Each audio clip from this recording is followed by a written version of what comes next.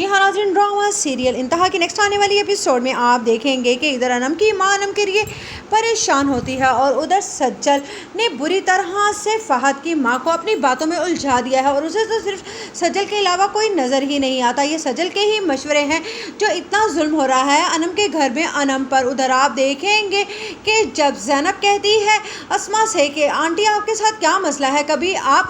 नवीद को असद के मामले में और कभी अनम के मामले में घसीट लेती हैं, वो सारी रात परेशान रहते हैं, आप आखिरकार क्या चाहती हैं। जिस पर अस्मा कहती है किस तरह से बात कर रही हो तुम मुझसे, जिस पर ज़ैनब कहती है हाँ तो और किस तरह से बात करूं, अभी हमारी भी नई शादी हुई है, मुझे भी टाइम चाहिए नवीद का, लेकिन वो है कि अपने छोटे बहन भाइयों के मसाइल से ही नहीं निकल पा रहे हैं। उधर आप देखेंगे कि जब अरूसा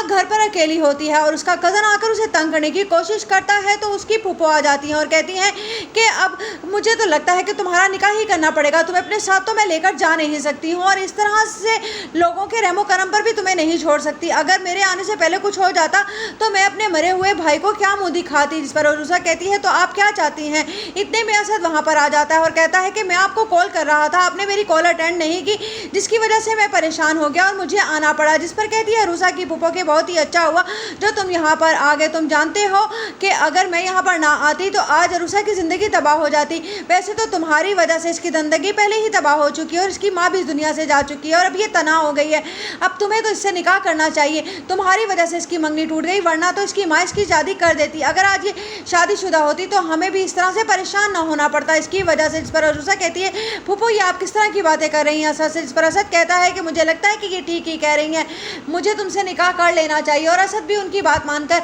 अरूसा से निकाह कर लेता है और जब अरूसा को घर लेकर आता है तो नवीद का पारा तो हाई हो जाता है। उधर आप देखेंगे कि सज्जल अपनी माँ से कहती है कि मैंने बहुत ही बुरी तरह से अनम की सास को अपनी बातों में बिला फुसला लिया है, देखा है ना अस्मा आंटी किस कदर परेशान है अनम की वजह से और वह नवीद भी, मैं तो कहती हूँ अभी बार अच्छा करना